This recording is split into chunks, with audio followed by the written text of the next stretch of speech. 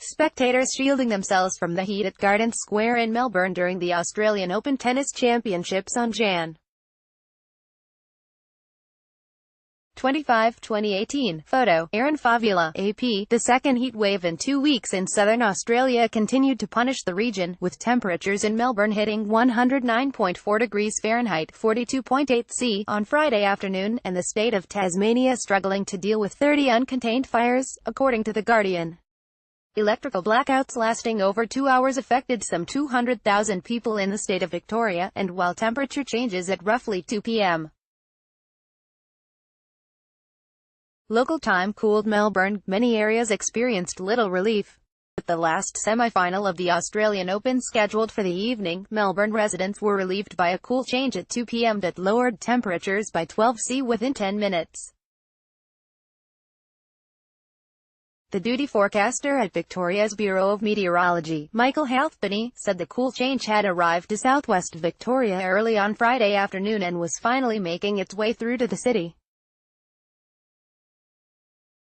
But parts of the state were still sweltering. Swan Hill, on the south bank of the Murray River, reached 47 C, 116.6 F, at 3 p.m., and Kyabram, in the Goulburn River Valley, hit 46.7 C, 116 F, in East Gippsland near Timbara. A nearly 10,000-acre, 4,000-hectare fire grew so large on Friday that its 6-mile plus 10-kilometer smoke column began generating its own lightning. The Guardian added, "Today is the worst day that we've had for the fire season to date," Tasmania Fire Service Chief Officer Chris Arnold told the paper.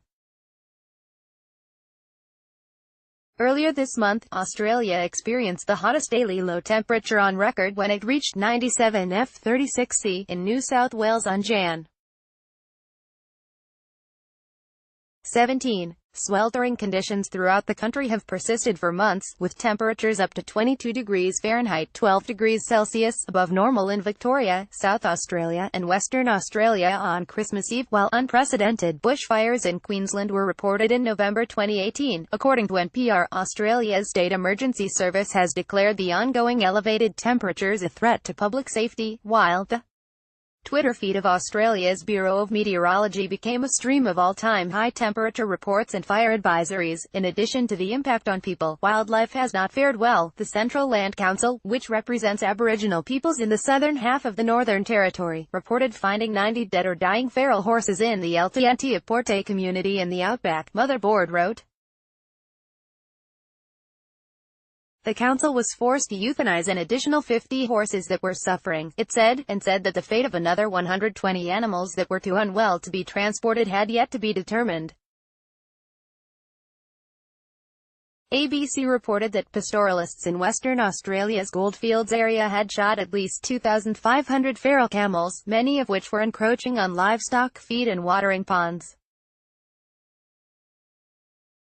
Extreme temperatures in November 2018 may have killed as much as one-third of the entire Australian population of spectacled flying foxes, while algal blooms in tandem with poor water management decisions have killed over 1 million fish in the Darling River in New South Wales, according to The Independent.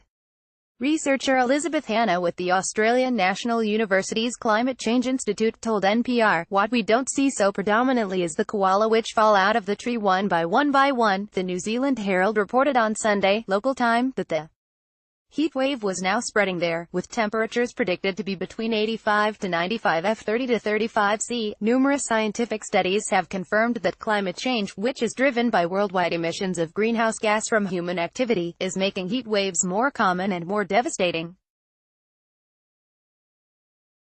Australia in particular has baking, and all available evidence indicates that the trend won't be slowing down anytime soon.